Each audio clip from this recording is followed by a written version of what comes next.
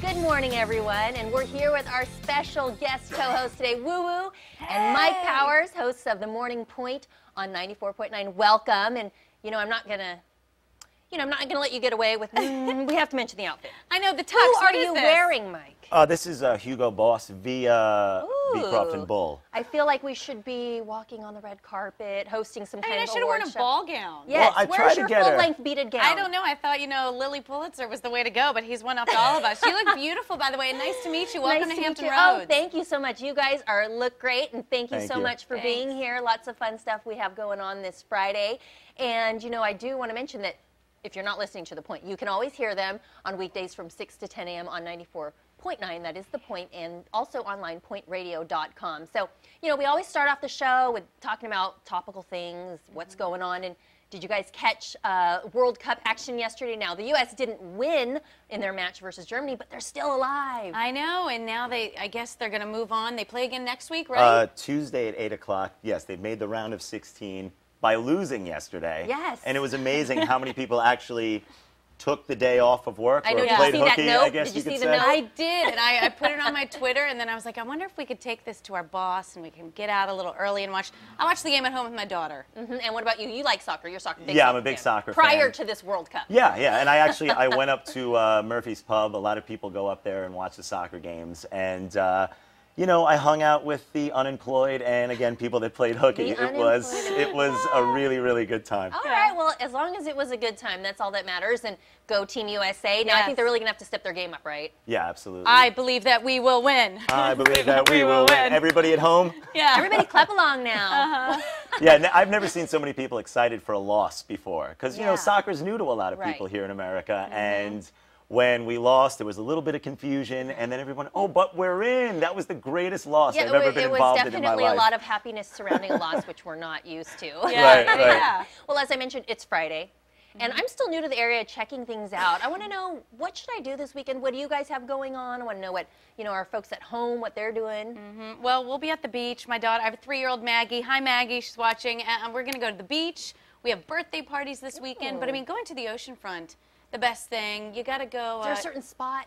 I would go to First Street. I would go right to First Street because there's a playground right there. So if your kids get a little bored by the sand and the waves, you can take them right to the park. Nice. Then maybe go over to Waterman's for an orange crush. Ooh. Oh, that sounds fantastic. Perfect. Yeah, I do the same thing. Friday night's a big family beach night. We go down to Shore Drive and the bay right there. And I have a 9-year-old, Marie, Claire, my 3-year-old. Hello, my wife had her. So we hit the beach. We have a good time. Everybody kind of brings something. All of our friends. We pick a theme. And you really don't have to think too hard. I mean, we have the beach. It's an amazing thing. So it's a common theme right now. Everybody go to the beach. Yeah, you don't realize how lucky you have it. When you do a little bit of traveling outside of the East Coast, people are so jealous. They think the beach it might as well be Pluto. You know what I mean? Oh, I've never been to a beach before. So. I think it has to be a conscious decision, too, because even though I've lived in Florida, we didn't go to the beach that often. It's right there. I think you take it for granted. You have to make it a point to go to the beach and to blows me enjoy away it. when I'm like, oh my gosh, it's 20 minutes away, sand, ocean. Right. It's really awesome. But you're living in Norfolk, so there's a lot to do. Walk around there, go to the parks. Just be outside. Yeah, okay, thanks for the tips, guys. And definitely, hopefully the weather holds out, too. Yeah, I know. No rain, no rain. It's always a 30% chance of rain here in Hampton Roads. You just got to go for it. Yeah. Bring a raincoat. All right, well, the other thing, you guys work in radio, and we're talking about music today. Music always makes summers more memorable, and we're wondering, do you have an anthem for this summer? What are the hot jams? Do you have an all-time favorite song? Some of the summer songs of 2014, maybe Ain't It Fun by Paramore. I love that song. We got Summer by Calvin Harris. I don't know any of these songs. I'm horrible. Sing, Ed Sheeran. Problem by Ariana Grande. That's a good one. Turn Down for What, DJ Snake and Lil Jon. I do know that one. That's mine. That is yours. How do you know that one, what? but you don't know the other ones? Fancy, Iggy Azalea. I mean, I recognize some of the names, but I'm horrible at like putting the name and the song and all of it together. The Turn Down for What, I mean, it's a song because it's music, but they don't really say anything other than... Well, what are we turning down for exactly? For what? I don't know. For what? What could be absolutely anything. For what? It could be for a workout. Exactly. Or for that dress.